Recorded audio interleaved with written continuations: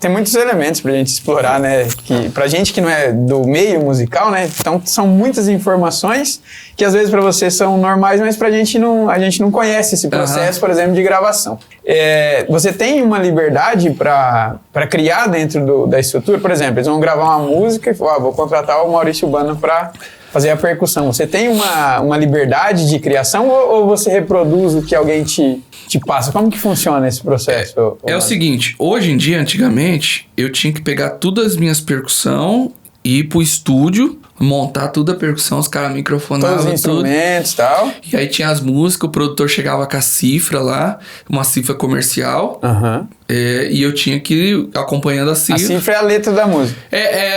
Tem a cifra, tem as notas das músicas e as divisões das músicas. Por exemplo, a música tá rolando, tem vamos dizer, uma convenção ali. Essa convenção vai fazer tadadá, tadadá, tá escrito ali na partitura. Então, alguns produtores faziam isso. Outros já não. Ou você tinha que chegar no estúdio, escutar a música ali, ou se anotar no papel, ou tirava no ouvido. Eu, Mauri, quando era assim, eu fazia no ouvidão mesmo. Tinha uma memória de elefante. Você passava a música ali, tocava um instrumento, meio que você já decorava as músicas. Porque o sertanejo, assim, pra gravação, ele é mais simples. Então você consegue decorar ele fácil. Mas como que é? O cantor primeiro grava a voz? Qual que é a sequência? A sequência, o produtor, ele monta uma guia tudo sample, com um teclado. Então ele faz lá batera, gravando no teclado. Ele que monta a estrutura. Monta a estrutura, monta a estrutura. Quando o produtor quer algo específico de percussão, ele faz umas frases e fala pra mim, quero mais ou menos isso daqui, Mas a maioria dos produtores, eles me dão carta branca. Isso que eu ia perguntar, essa liberdade. Eles dão carta branca. Por exemplo, agora, recentemente, eu gravei o DVD da Ana Castela. Eu já gravo pra esse produtor faz 11 anos. Ixi, ele me deu carta branca total. Que é o Eduardo Godoy.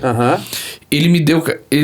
E aí, o Eduardo Godoy, ele me conheceu através do Cássio Marques. Olha só que legal.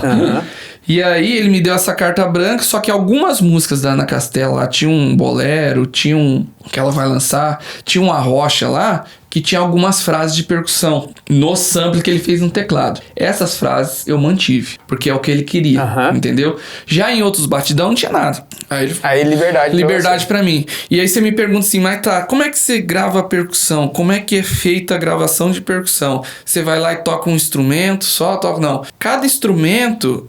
é direcionado para uma parte da música.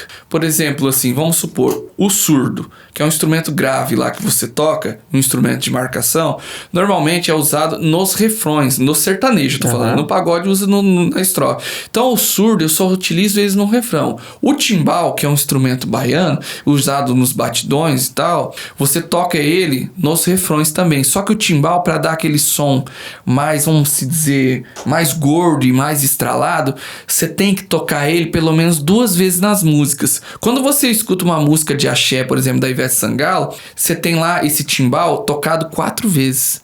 E os caras gravam os 4 percussionistas junto tocando. Como eu não tenho parceiros para tocar, eu tenho que gravar o instrumento 4 vezes. E isso daí se chama dobra. E daí você escuta o som dobrado.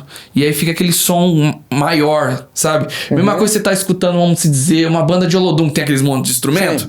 Então, é como se fosse isso. Então, no sertanejo, como eu já tenho uma certa bagagem, que eu desde criança sempre vou ouvindo, e aí eu vou prestando atenção no que é gravado nas músicas, eu consigo fazer essas dobras já na minha cabeça automático já. Então eu sei que eu tenho que fazer uma dobra de base aqui, eu vou gravar uma malacacheta, que é um instrumento lá é uma caixa de samba marcada, que eu tenho que gravar ela pelo menos 2 vezes para dar um som bacana. Pelo menos 2 vezes. Então com essa caixa eu junto mais um outro instrumento para dar mais uma base para ela. Aí eu começo a montar a base da percussão. Aí depois eu coloco os molhos. Por exemplo, vem um pandeiro. Uma vaneira que eu gravo, vai bastante instrumento. Vai malacacheta, vai pandeiro, vai conga, vai timbal, surdo, shake. Aí a hora que você solta fica aquele molhão de percussão. Normalmente nas mixagens a percussão no sertanejo ela fica mais baixa. Mas se eu ouvir, por exemplo, nos axé, você vê aquele monte de percussão. Mas mesmo sendo baixa, ela precisa estar lá no sertanejo porque ela dá base pra batera ali. E fica gostoso de se ouvir, sabe? Então essa bagagem assim de gravação eu já tenho por causa de anos que eu já gravo, sabe? Só que não é tão simples gravar percussão. Eu falo que percussão assim é um instrumento que dá muito trabalho pra gravar porque eu tenho que gravar E, por exemplo, um instrumento 2 vezes na música, e vários instrumentos na mesma música. Então eu perco lá, no mínimo, umas 2 horas pra gravar uma música. Não é, por exemplo, igual um contrabaixo, que é uma levada. É uma vez só, entendeu? Uma bateria, que é uma vez só. A percussão não. É vários detalhinhos que você vai fazendo. Mas só pra ver se eu entendi, você grava todas as partes que tem aquele instrumento, pega outro instrumento, grava as partes dele, Isso. pega outro... Isso aí. É isso que faz? Isso mesmo. Depois que eu terminei de gravar, eu me edito. Que é você colocar... Mesmo você tocando no tempo, você tem um clique ali que chama metrônomo. Você tem que estar acompanhando ele. Com a música, todo mundo segue aquilo lá. Mesmo você tocando bem certinho... Que é o beat da música? É o beat da música. Mesmo você tocando bem em cima, ainda a percussão ainda... Você dá uma variável porque você é humano.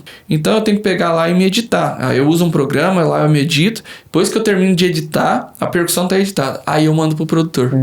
Aí o produtor que tá lá, por exemplo, tá lá em Londrina, ele só pega a percussão e joga tudo no projeto. Isso ali. É agora, né? Agora. Naquela época que Naquela época não. Você grava tudo no estúdio. Tudo no estúdio, aí depois ele que editava. Né? Mas não era a banda junto que grava, tudo separado, sempre tudo separado. Tem produtores que gostam de gravar batera, baixo e violão na hora, tocando junto, no estúdio mesmo.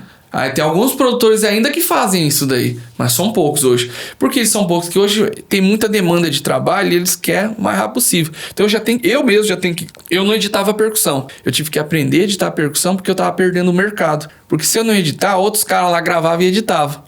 Não, eu preciso gravar e já tenho que editar, já tenho que mandar pro cara. O cara quer mais rápido possível, o cara não quer perder tempo. Entendi. Entendeu? Então, assim, quando ele faz a guia lá, já põe os detalhes pra mim, eu já entendo o que ele quer fazer e tal. Normalmente, é difícil voltar pra mim alguma coisa que eu tenho que refazer. Mas eu também faço isso, se precisar.